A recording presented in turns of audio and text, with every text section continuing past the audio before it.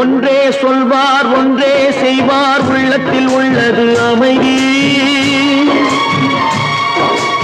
இன்பத்தில் துன்பம் துன்பத்தில் இன்பம் இறைவன் வகுத்த நியதி. ஒன்றே சொல்வார் ஒன்றே செய்வார் உள்ளத்தில் உள்ளது அமைதி. இன்பத்தில் துன்பம் துன்பத்தில் இன்பம் இறைவன் வகுத்த நியதி. சொல்லுக்கு செய்கை பொன்னாகும் வரும் துன்பத்தில் இன்பம் பட்டாகும்.